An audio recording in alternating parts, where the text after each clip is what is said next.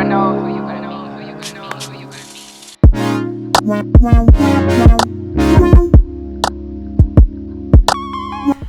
meet. Welcome to the Marquee-Productions Podcast, a show all about improving your creative skills in photography, videography, and also content creation. I'm your host, Zaidopal, and today's episode we're going to be talking about the pros and cons about Adobe Products. Should you get them? Should you not get them? We'll all talk about that, but first let's get to the news. First news story, the CEO of Instagram is telling people that a new iPad standalone app for the Instagram platform won't be coming anytime soon. So I myself, I'm a huge iPad user. I use my iPad for everything. When I'm at home, I barely use my phone. I use my iPad to watch videos, so we'll go on Instagram, to go on Facebook. The one thing about the iPad is a lot of apps aren't natively made for it. Like, the Instagram app has two black bars on the side, and you have to press this like maximize button, and it eventually makes the Instagram app a little bigger, but it doesn't take up the entire screen. So it's kind of annoying using it because all the content looks so tiny on it. Because Instagram is made for phones. That's the thing about it. But you think by 2020 there would be an app specifically for iPad that they could use, but that's the one thing I really find annoying.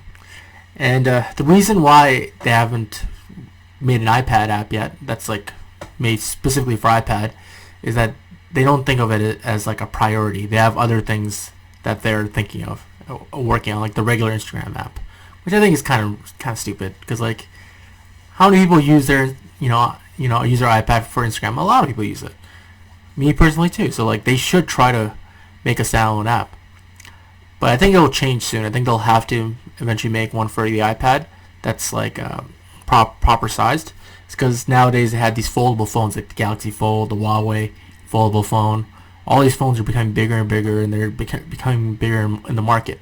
And eventually Instagram's going to realize that they need to focus on these bigger screens. And eventually, I'm pretty sure there'll be a foldable iPhone eventually.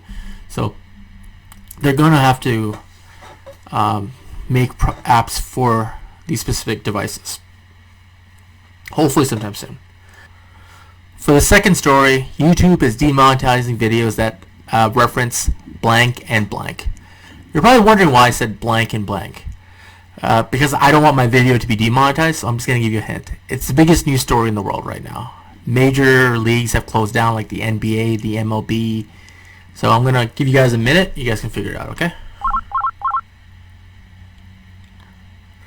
Alright, now that you guys have figured it out, I'm going to call it from now on the sickness. I'm not going to call it by its actual name because I don't want to get demonetized, as I said. So I'm going to call it by the sickness. Okay.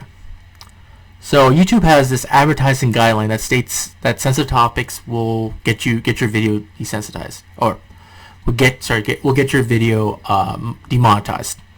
So usually it's typically pre-planned malicious attacks or video topics that are about a loss of life. So obviously people have died from the sickness, so they're treating this as a sensitive topic.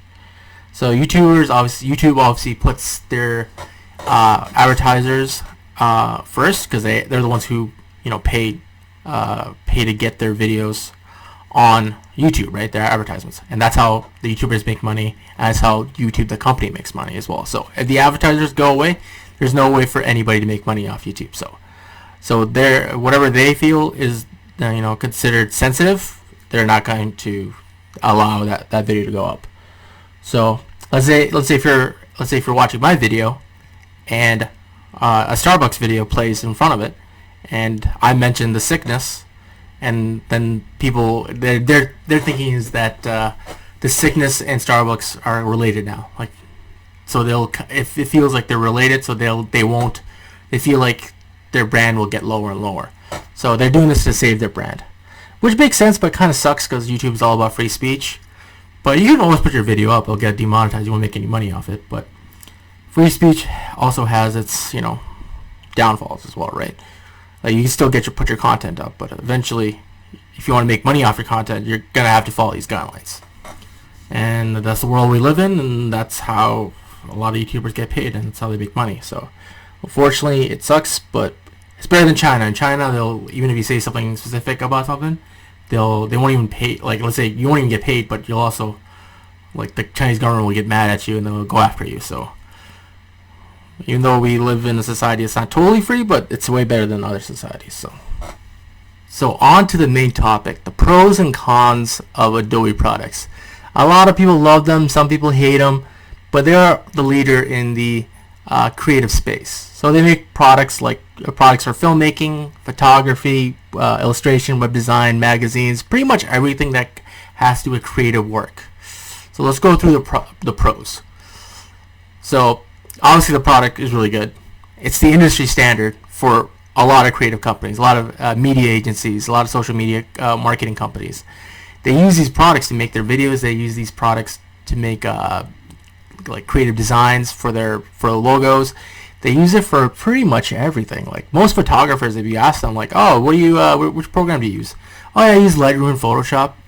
I would say majority, maybe like 80% of them use them. There's other products out there that you can use, but like the majority, I would say, use Lightroom. Lightroom is like the standard for photography. A lot of people use them. And big directors like James Cameron, like he created Avatar, he made it all on Premiere Pro. Like Deadpool was all made on Premiere Pro. A lot of big filmmakers, they make their movie on Premiere Pro. So it's literally like an industry standard, and like everybody uses them. My old job in McRae, they used, I used to work at this company called McRae, and they used to make fabric advertisements. So they would print all their advertisements on fabric, and they did it all on Adobe Creative Cloud. So it's literally everywhere. Everybody uses them. Like let's say if you start a new job in a creative agency and you use different program, you don't use Premiere Pro or you don't use any of the Adobe products, then they'll be like, oh, if you don't use it, then we can't train you on it. So if you already know that stuff, it's kind of like improves your resume for other creative jobs that you want. So those are the pros. Let's get to the cons. There's actually a lot more cons, but the pros are pretty good. So the biggest con, that you can't buy any of the products. Like let's say if you wanted to buy Premiere Pro, you just can't go out and buy it. It's like you have to get a subscription, like a monthly subscription. And the problem is there's not many bundles. Like there's only one bundle that it's like $50 US just to get, and you get all the Adobe products, every single one, all the video editing ones, all the art and design ones, photography, videography. So if you like to do just one certain thing, let's say if you're just a filmmaker, you want to make movies and you make stuff for YouTube, you can't just get like Premiere Pro or After Effects or Audition, which is primarily video tools. You have to get the whole entire Creative Cloud, which kind of sucks. And each app is about $20. So let's say if you get Premiere Pro, that's $20. Let's say if you get After Effects, that's $20, and let's say if you get Audition, it's $20. It's $60 altogether. Then what's the point of spending $60? Then just get the $50 Creative Cloud package. But what sucks is that there's only two bundles. There's the one main bundle, which has everything, and then there's a second bundle, which is the photography one with Lightroom and Photoshop, which is $10, which is actually a really good deal. And if you're just a photographer and you just want to just do photos and that's it, then you get that bundle and you're good. And you just pay $10 a month. But you can't buy this offer. That's what you used to do back before Creative Cloud, where they added this Creative Cloud sync, is that you could just buy Premiere Pro by itself. And nowadays you have to get the subscription, so you have to be paying monthly for it. And it kind of sucks. Like, let's say if you get the whole Creative Cloud subscription, the $50 one, and you only use like After Effects and Premiere Pro, and you're spending all that money on like Illustrator and XD and all the other apps, like then it's like a waste of money, right? But like you're not gonna pay for 3 different apps $20 each when you can get all of them. That's why I think Adobe needs to add more, better bundles. Like let's have like maybe like a filmmaking bundle, like have After Effects, which is an app that allows you to create logos and animations. Premiere Pro is the editing app, and Audition is the audio app where you can mess with, let's say if you record multiple audio sources and you want to edit all the audio sources and you want to add it to your Premiere Pro video. Let's say if you have music, you have sound effects, and you want to make sure all of them sound good at the same time, then you can mess with the settings there. But the problem is you have to spend $20 on each. But let's say there's a bundle for $30 and you get all 3 of those. That would be sick. That would be amazing. That would be perfect. Like right now, I just pay for the one Premiere Pro bundle and Premiere Pro by itself, and then I pay for the photography bundle, which includes Lightroom and Photoshop. But I also obviously want After Effects, so I can do different effects. I want Audition as well, which would help me with the podcast if I can record the podcast with Audition as well. But then you have to pay for everything for $50. It's kind of annoying. But obviously Adobe is a business, right? And they want to make money off their products. And if everybody's just bundling these small products, let's say like everybody gets these little bundles, then they make most of their money off their big bundle. So that's what they're going to do, obviously, is they're going to just try to get you to pay for the biggest product possible, which kind of sucks. And the thing is, as many cons as there are, I'm really stuck in their ecosystem. And when you're stuck in the ecosystem and you're used to using Photoshop, you're used to using Lightroom, you're used to using Premiere Pro, you kind of can't. You can go to the different other companies that, like, you can go to like the Mac programs, you can do that, but if you're stuck in that ecosystem, you really like using those apps and you've spent a lot of time learning and getting better at them, then you kind of have to pay the subscription. Like, there's no other way. Like, you can't get Lightroom. You can't just pay, let's say, $200 for Lightroom and just have it forever, unless you go buy the old ones. But the problem is the old ones don't have all the cool new updates. And with the Creative Cloud, they update constantly.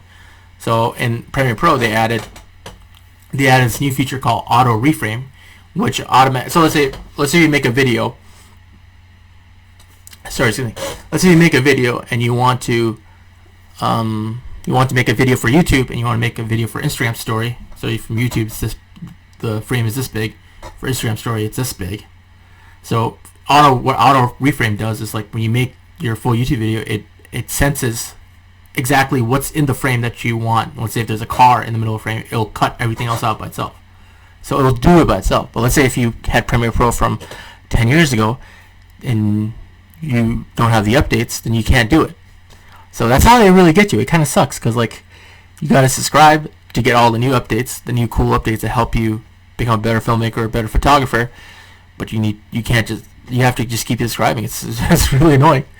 They're probably making so much money off it, which is good for, I guess, their business. But for people who want to be better in their creative skills, they have to pay. It's kind of like having a phone bill. So you pay $50 a month. It's like you have to have your Creative Cloud phone bill. But it sucks. It's like what it is. Unfortunately, like, I would love to get away from the Premiere Pro, and like I don't have a Mac, so I can't try Final Cut, but I have tried it with my friend. But I'll never buy a Mac because those computers are too expensive. And I've tried other programs too, and they're not as good. I just don't like the way the feel is. I just don't like how the process is. Like, it's confusing to me. I'm like, oh, this should be in this section like Premiere Pro, but so that's how they get me as a customer, and I don't think I'll ever switch. But it is what it is, So now we're in the Creator Showcase section of the show, in which I talk about 3 different content creators that are killing it in the game right now. So the first one is one of my favorites. It's Geography Now. I love this channel. I don't know if you guys know, I'm a huge geography nerd. I love geography. I could tell you literally the capital of every country in Europe and North America and South America. Africa I'm working on. Africa's a little bit harder to do because the countries aren't as popular and well known. But even Asia, I can tell you the capital of every country, so I'm working on it. I'm a huge geography nerd. I love it. So his channel is all about different countries. So like, he started off with Afghanistan. So he does everything in alphabetical order. So his goal was to make a video for every country in the world. So he started in Afghanistan. Now he's in St. Lucia. So he's getting close to the end. But so what he does in each episode, he talks about different facts about the country. So he'll go over where the country is. So in the recent episode, he talked about St. Lucia. So he talks about St. Lucia is in the Caribbean islands. It's surrounded by these countries. And then he'll go into physical geography, which is like the physical makeup of the country. Like how many, is it surrounded by water, which St. Lucia is. It's surrounded by water, and it's in the Caribbean Ocean. And it tells you how many, where it's the tallest mountain, and where the beaches are, and what the country is known for. And they also do demographics, where they talk about the ethnic background of the people there, and different cultural things like what food they're into, different cultural stepping stones, music, type of dance that they do, and he has all these creative characters as well. They're like friends that he has on the show as well. And he has this guy named Keith, which is pretty funny. He's like this. He always talks about the music section, and he's always this stoner dude, and his sections are always the funniest. He's a good character. So there's physical geography. They talk about that. They talk about the demographics, and they also have a segment called the Friend Zone. And what it is they talk about the different friends of each of the countries. So like whichever country it is, they would talk about like Canada. United States is probably their biggest trading partner, so they would in the Canada episode they talked about that. It's just a great channel for information. Let's say if you're going on vacation and they've covered one of your countries, then you can just go watch a video and it's like, okay, here's a few cool hot spots to check out. All right, so there's they speak this language in this country. They also speak this language as well, and the demographics and physical area. It just makes you a better traveler as well, because then you can just look at the video and you find out exactly what's going on in the country, which I think is freaking sick. It's a really cool idea. I actually had a similar idea to this a long time ago, and it sucks that I didn't go ahead and try doing it, because I'm a huge fan of geography. I love learning about that stuff. I'll go on the CIA fact book, and I'll look at different facts about like, oh, this country has this much population, stuff like that, and I love that stuff. I love traveling. I love learning about new things, and it's a really cool channel if you want to check that out as well. And they're at 2 million subscribers, which is pretty good as well. And I just wonder how they're going to continue after St. Lucia. So they start off alphabetically, and so they start off Afghanistan. Now they're at the S's, so they're on the tail end of countries. So I wonder how they're going to maintain this channel after they run out of countries. 'Cause I think they started like 4 years ago, and they did an episode maybe once or twice a month, and there's a lot of research that goes into it. So hopefully they can figure a way to keep it going, because there's only 200 countries, so don't know what they're gonna do afterwards, but we'll see. So the second creator we're gonna talk about is Jubilee, and they're a really interesting channel. They're all about social experiments and trying to get people together of different point of views to talk to each other, or sometimes even the same point of view, and try to create a discussion about social issues that are going on in our world right now. So they just hit that 5 million subscribers, and what they do is they bring people out to the street and they do different shows. So one of them is called Spectrum. So what it is they go into this one room and they have 7 lines in the room, and they're all maybe like 3 or 4 feet apart. And each one of these lines, they signify like a survey. So like let's say when you fill out a survey, there's like strongly agree, somewhat agree, and a little bit agree, right? And then they have neither agree or disagree. So the one in the middle is obviously neither agree or disagree. And what they have is they usually have 6 people that come in, and they all stand in the somewhat agree or disagree line. Neither agree or disagree line. And what they do is some guy off camera asks a question, and they have to go to the line. So like some people will go strongly agree, or some people go strongly disagree. So in each episode, they usually have a group of people that usually think the same. So there's one called like the Baby Boomer episode, and so like they'll ask questions about like, oh, do you think the internet is destroying kids' minds nowadays? So and what this show shows you is that like even people who are in the same generation of people, they disagree in different ways. So some people will go strongly agree, some people will be like, oh no, I disagree. I think and it creates a discussion like with people, and it makes people like think about other people's opinions and like the other views and stuff like that. So I think it's a really interesting and thoughtful show that they do like that. And they also have other shows too where they have so let's say they have 6 people, and what they do is they say they have 6. Let's say there's one show where they had 6 gay people, right?